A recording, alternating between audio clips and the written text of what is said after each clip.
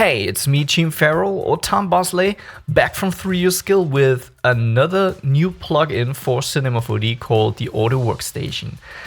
Yes, the Audioworkstation makes importing audio files much easier and more efficient. And before I talk too much, let's switch over to Cinema 4D. Okay, here in Cinema 4D, before you start here with the Audioworkstation, you simply have to install it into your plugin folder. When you download the plugin, you simply end up with a zip file with 2 different folders. Each of this folder corresponds to a specific Cinema 4D version. So Audioworkstation is compatible with Cinema 4D 23 up to 2024. And the version 23 up to 2023 is a folder, and the 2024 is a separate folder. Simply install it into your preference folder. It's here into your updating preferences and then into the plugins folder, and copy the folder which corresponds to the version into this folder. You can also use your own folder. So if you create another path to a specific folder, you can install it also in this folder, but don't use the program files folder in the program files. Yeah, don't use that. Okay, so the Audioworkstation is a tag plugin. So we need, of course, a specific object which holds the tag. So in this case, I recommend to use a null object, and you can rename it sounds or something like that. And then you simply add the Audioworkstation to it. So it's here, C4D Audioworkstation. And as you can see, nothing fancy is here in the interface. There's a play button which corresponds to your timeline. So it's a little bit easier. You don't have to switch over all the time to this timeline if you want to play it from the start, or if you want to play the play button. So it's a little bit, closer here. And here's the add track. As we know it from a DAW, digital audio workstation, we have to first add an audio track. So I simply press here, and also here is the cache folder. So the plugin is working with cache files, so it doesn't touch, or the original files remain unchanged. So it just changes, it just works with temp files, and these temp files are saved in the cache folder. If you open the cache folder, you can open it, but as soon as there is no cache folder, it doesn't. You can change the cache folder. This is also possible. First of all, I created a track. As you can see, instantly a cache folder is created, and if I open it, it's here. You can see the cache folders are in the Audioworkstation plugins folder, in the res folder, and then in cache. And here you see all the caches. Each tag has its own cache folder, so it reads it gives it a number, and that's okay. At the moment we are in cache 18. There's nothing in it. Of course, we didn't do anything so far. So yes, this is important to know. If you want to change the cache folder, you can simply navigate to another folder and create your own cache folder and so forth. This is also possible. But at the moment, I'm happy with this cache folder. You can open it here, and you can also change it. The track which you create here is numerated with an ID. And later, if you load in a sound, it gets also here the name of the sound, so that you simply can make it out which sound it is. And you can also press here play sound. At the moment, it doesn't work because there is no sound. Okay, we press load, and I load in here in the plugins folder where you install the plugin. In this res and then samples, I installed here a small sound library. At the moment, I load here bass drum number 2. This is a bass drum sound, for instance. And let's make this a little bit more wide. As you can see here, it adds here now a soundtrack with this bass drum here. Let's make it. Yeah, this is the bass drum sound. I load it in. And the cool thing is, you can here determine the starting frame when it should start here, of course, as you can see here. Then you have also the ability, the opportunity to change here the volume, the panning, the panorama. Then you can cut the sound and trim the sound, and also you can fade in and fade out the sound. So as you know it, the basic functions in a digital audio workstation. This is pretty cool. So there is no third-party library in it. I just worked here with bytes and did this all. This is pure Python coded, so this is pretty cool. Okay, I can here change the volume, as you can see. So I can change here the volume, or I make it louder. As the cool thing is, it doesn't change the original file. So this remains unchanged. It just calculates everything into the cache folder, into the cached file. When I open it, the cache folder now, as you can see, there is now this temp wave in it. Yeah, the wave file is always named with the ID of the track, then the temp on before, and then wave, of course. Yeah.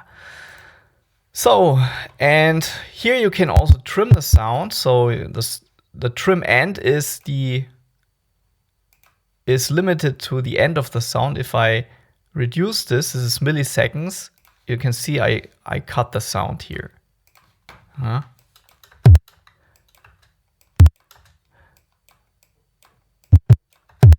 As you can see here, it makes a little click here, so you can also fade it out. As you can see here. So you can also fade out the sound. This is also possible to fade it out. So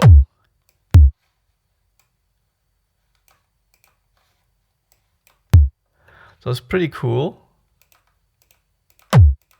And you can also fade it in. It's also possible. Okay, and also the trim start, you can also cut it here, and it always starts here on this frame which you determined here. So this is all the basic stuff what you can do with the audio workstation. Is pretty cool. Yeah, if you reset everything, then yeah. If you delete the sound, if you delete this track, it also deletes the temp file. This is important to know. If you want to save the temp file later, you have to simply copy the file and save it anywhere on your on your hard drive. So if you delete it, as you can see, also the temp file disappears here now. We add a track again. Load the sound, go to bass drum 2. And what you can also do now is simply, but there is a small bug in Cinema 4D I have to explain first. If you load in a mono file and then you load in a stereo file, the mono file is panned absolutely to left. So I have here a panorama button, so as soon as you pan a mono file, it's getting stereo. Yeah. So as you can see, I press here convert. This is a stereo file, but you can also use here pan. Yeah. So the panning is also working here. Yeah.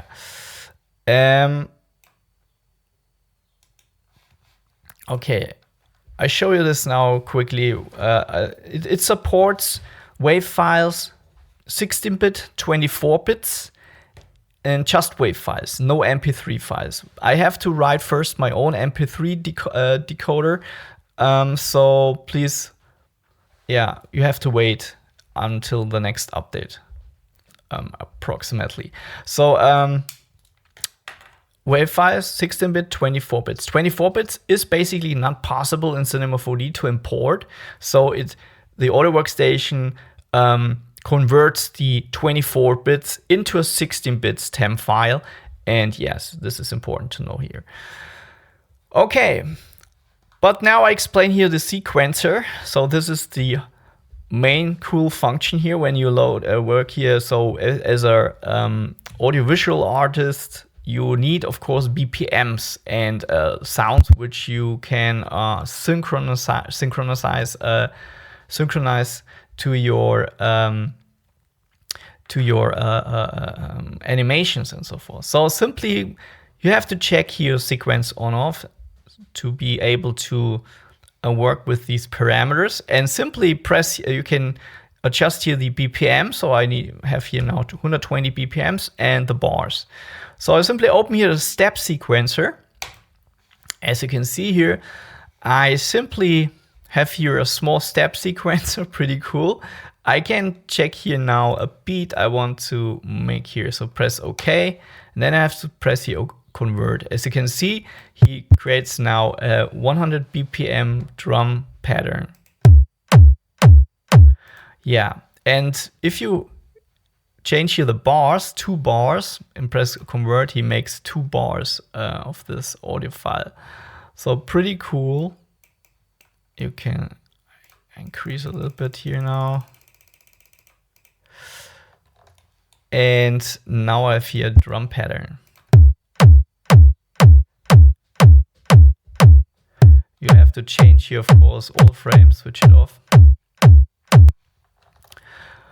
So be aware of Cinema 4D. Be not too crazy with all this stuff. Better is first to stop Cinema 4D and then load a sound or something, because sometimes Cinema 4 crashes. Cinema 4D doesn't like sounds very much. So yes, be aware of that, or save it in a regular time. Okay, I've created this, so I load another sample. So this is now a bass drum sample. This is a stereo sample. And now I load in a mono file. So just for demonstration here, this is the mono file short. The mono file short is a mono file. I did a mistake here. I load in my bass drum again and create another track. And here I load in now my hi-hat sample, the short hi-hat, because the bass drum is a stereo file, and the hi-hat is a mono file. So Cinema 4D can't import both at the same time. So it pans the mono file absolutely to the left, as you can see here. So this is not what I want, because the mono file is basic in the center. So, but I have this panning here. So if you just make a little bit of panning, to pan a mono file, it has to be stereo then. So it converts it to a stereo file, and now it's still in the it's again in the center, as you can see here.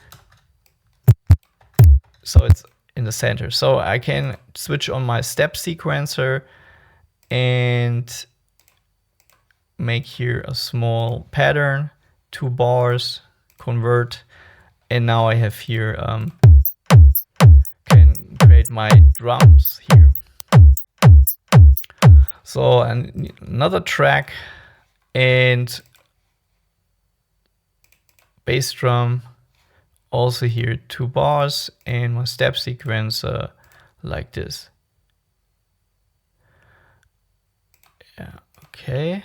And as you can see here, you have also ability to change the velocity here. So this is yeah, how hard the sample is played, how loud. So I can add here a simple velocity. I make it and press here convert. And now I have here also the drums here.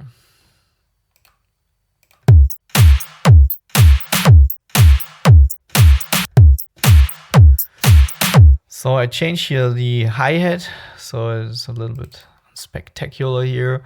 So I take another hi-hat here like this, make it, trim it a little bit, and make it a little bit more efficient here. Here, velocity.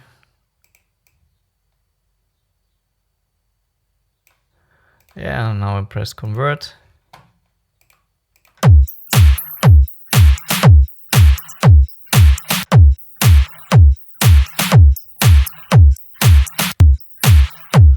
Yeah, that's pretty cool. So you are able to import very quickly sounds. You can also import other sounds you don't have to make patterns or something, but now you're able to change here also the BPM. You can make it faster, so you have to press here convert like this.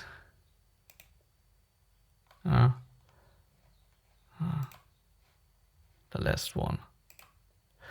And now it's faster. Yeah. What I also have to mention is that Cinema 4D already has the functionality to animate to BPMs. So we have here the possibility to add markers, and the thing is, when you create a marker here, I simply press here markers, and I want to add multiple markers. So I have here BPM. I say here BPM count 120, and I press OK. As you can see, he exactly makes BPM markers, so I can animate to these markers. But the downside is Cinema 4D is restricted to frames. So if there is a beat exactly in between a marker, so Cinema 4D has to decide, oh, should I use a frame before or a frame after? So this I can demonstrate here. So when I convert my BPM, my plugin with a BPM, step sequence has to be on. As you can see, it also creates here markers on the BPM.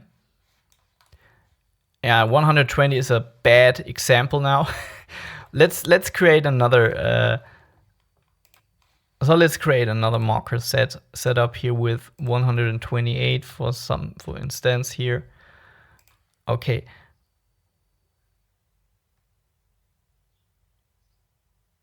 What? I think there's something weird going on with Cinema 4D's built-in BPM markers. So when I have here 120 BPMs, yeah, and convert it, the sample is longer, of course, because it's slower. When I add here now BPM markers, 120, so it's exactly fitting. So, but if I create here now 128, so this should be faster. So this doesn't work in Cinema 4D. As you can see, when I type in here 128, it's much faster. So the sample is getting shorter, of course. Cinema 4D's marker system here doesn't work really satisfying here. So multiple markers, 128. As you can see, it doesn't fit exactly. So this is not very comfortable to work here in Cinema 4D. So you can use my plugins here working much better. But as you can see here, the beats is not exactly on a frame with 128 BPM, so it's in between. So my plugin gives you the ability to work exactly here with BPM. Yeah, and this was important to mention here as well. Yeah, now you can make the sounds like this.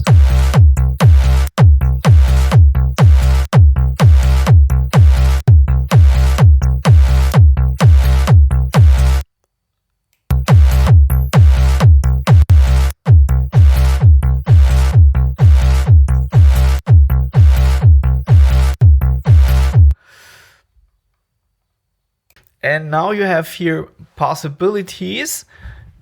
What you can do now is you can simply yeah, make audiovisuals here. So let's demonstrate this quickly. Okay, let me demonstrate this quickly in a small example. So I have here a cube and another geometry here, and I have here the sound effector. And the sound effector can hold here a track, of course. So I created here a small drum pattern with the speed of 136, and this is my drum pattern. And now I drag the bass drum to the object here, to the sound effector, and also the hi-hat. And now you can divide this simply, not just to use one bundle drum loops. You can split the tracks so that they control the effector here. So as you can see it now, it looks like this.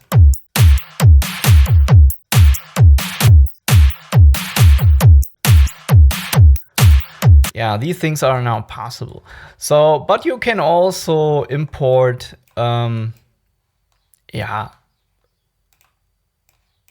can also here, as you can see here, solo the sound, mute the sound as well. So it simply mutes the sound here.